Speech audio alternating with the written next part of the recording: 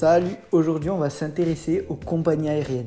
C'est un sujet qui m'est un peu familier avant d'être cofondateur d'Osia. Je suis pilote professionnel. On a tous déjà vu des offres, des pubs pour des billets d'avion à 20, 16, voire 10 euros passés. Comment les compagnies font-elles pour proposer des vols moins chers qu'un trajet en taxi de l'aéroport à votre hôtel? Je vais tenter de vous l'expliquer. Je me suis rendu sur Google Flights, j'ai rentré un aéroport de départ Marseille, une date au hasard et je n'ai rentré aucune destination. Et voilà ce que me propose Google.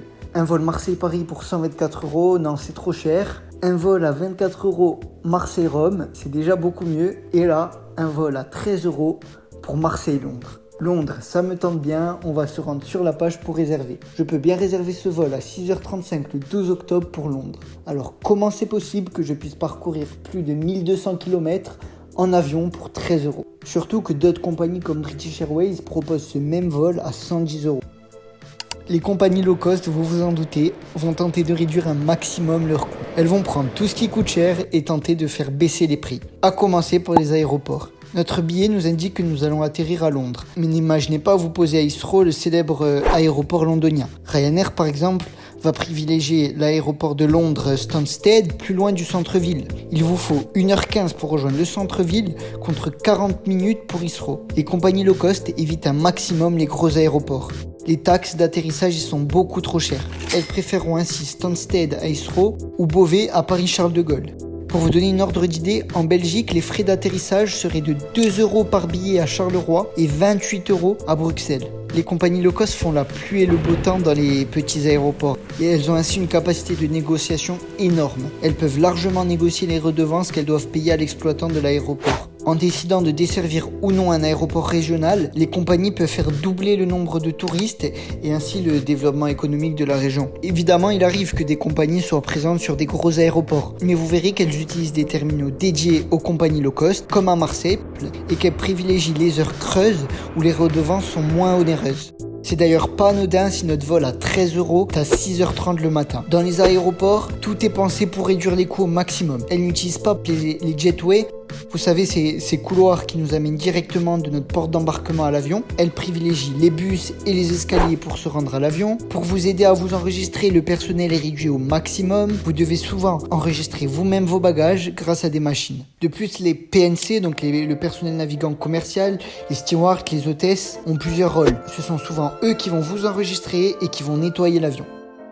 Maintenant, parlons des suppléments. Vous le savez, tout est payant dans ces vols, du café jusqu'au bagage. Les compagnies low cost n'offrent pas une collation à leurs passagers. Si vous voulez manger ou boire, il vous faudra payer. Si vous voulez choisir votre place dans l'avion, il faut payer. Et si vous souhaitez être côté hublot pour admirer la vie, là aussi il faut souscrire à un supplément. Votre billet comprend un trajet d'un point A vers un point B et tout le reste est en supplément. Les billets électroniques seront privilégiés car ça permet d'économiser du temps et des coûts d'impression. Il existe même dans certains cas des frais supplémentaires si vous n'imprimez pas chez vous votre billet. D'ailleurs, les low cost se passent un maximum d'intermédiaires pour vendre leurs billets. Elles évitent les agences de voyage et les sites web qui prennent une commission à la vente. Puis ce qui fait le malheur de nombreux passagers, ce sont les suppléments pour les bagages. Mon vol pour Londres à 13 euros comprend un petit bagage à main qui doit être glissé sous le siège et c'est tout. Pour chaque bagage supplémentaire, vous devez prendre une option et ce n'est pas anodin. Les passagers vont donc se limiter un maximum pour pas payer de surplus et prennent beaucoup moins d'affaires, ce qui nécessite moins de personnel pour leur gestion et permet de gagner du temps entre les rotations. Pour vous parler rapidement de l'équipage, il semblerait que, contrairement à d'autres compagnies, les low cost ne payent pas les frais de taxi et d'hôtel à leur équipage. Vous l'aurez aussi remarqué, les compagnies low cost proposeront toutes sortes de produits à la vente à bord de l'avion. Des tickets à gratter, des parfums, des produits de beauté, tout ça pour augmenter leurs chiffres. Intéressons-nous à présent aux avions. Ne vous demandez pas dans quel avion vous allez voyager, les compagnies low cost possèdent qu'un seul et même modèle d'avion. Ryanair possède que des 737 et EasyJet et Vueling des A320. Alors qu'une compagnie habituelle dispose, elle, de toutes sortes d'avions, chez Air France on peut trouver des A318, A319, A320, 321, 330, 350 et même des Boeing 777. L'avantage d'avoir que des mêmes avions, c'est que les pilotes, les stewards et les mécaniciens ont besoin d'être formés sur une seule machine, faisant là aussi économiser de l'argent. Il faut aussi savoir que les low cost ont des flottes plus jeunes que des compagnies traditionnelles. Ça peut paraître contre-intuitif parce que des nouveaux avions bien équipés coûtent cher, mais en réalité, ils sont surtout mieux motorisés, plus économes et nécessitent moins d'entretien, permettant là aussi à la compagnie d'économiser. En 2001, en pleine crise du 11 septembre, alors que le marché de l'aviation était au plus bas, que les compagnies, les constructeurs tentaient de survivre, Ryanair a créé la surprise en achetant 151 Boeing 737. Elle avait su profiter de la baisse des prix pour renouveler sa flotte à un prix ultra avantageux. En ce qui concerne l'intérieur des avions, vous pouvez dire au revoir au luxe. On ne jugera pas le choix de couleur bleu et jaune de Ryanair, mais les avions des compagnies low cost contiennent le strict minimum. Ils n'ont pas fait appel à de grands designers et ils n'utilisent pas des matières nobles. Les sièges ne sont pas épais comme on pourrait trouver chez les compagnies traditionnelles. Et les économies sont faites partout. Une petite anecdote, c'est que les sièges ne s'inclinent pas. Car ce modèle de siège est plus cher et il va demander plus de maintenance.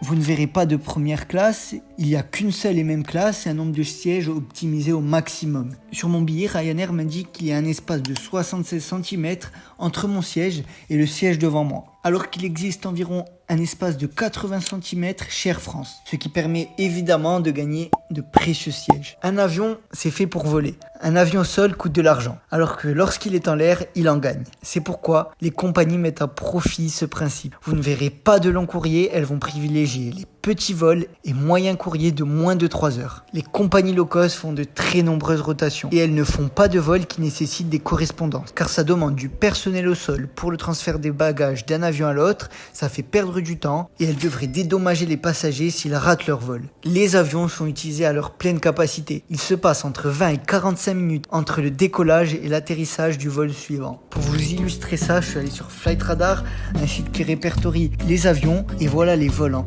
une journée de l'avion qui m'emmène de Marseille à Londres. Il commence sa journée avec un vol Marseille-Londres à 6h35, puis il enchaîne avec le vol retour Londres-Marseille, puis Marseille-Bordeaux, Bordeaux-Marseille, Marseille-Rome, puis Rome-Marseille, et il finit sa journée par un Marseille-Paris et un Paris-Marseille avec un atterrissage prévu à 22h40, soit une excellente journée. Il recommencera dès le lendemain à 6h35 pour le vol Marseille-Londres. Grâce à cette optimisation dans les moindres détails, les compagnies low cost sont ultra compétitives. Elles permettent à de nombreuses personnes de voyager pour peu cher. Évidemment, il y a des contraintes. Il faut voyager léger et ne pas s'attendre à un grand confort. De par son business model, une compagnie aérienne gagne très peu d'argent.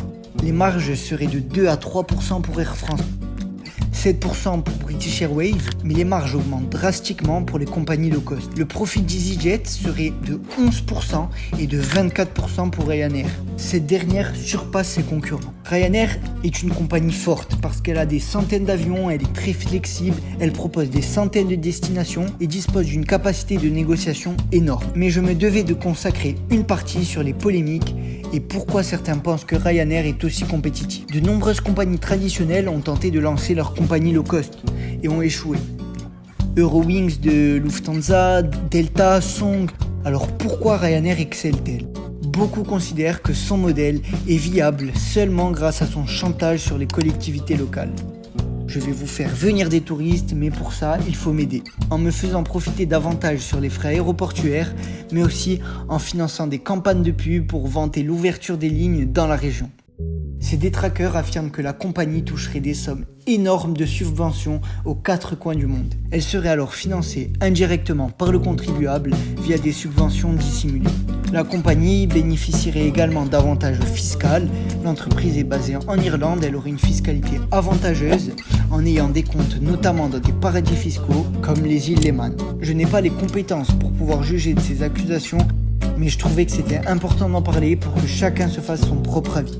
Voilà pour cette vidéo, j'espère que vous en avez appris un peu plus sur les compagnies low cost. Et n'oublions pas qu'en proposant des prix aussi bas pour des vols, ces compagnies poussent les autres compagnies traditionnelles à revoir à la baisse leurs prix et permettent ainsi à de nombreux voyageurs de profiter de vols moins chers. J'espère que cette vidéo vous aura plu, n'hésitez pas à vous rendre sur notre site oesia.com pour découvrir notre startup et la solution qu'on développe.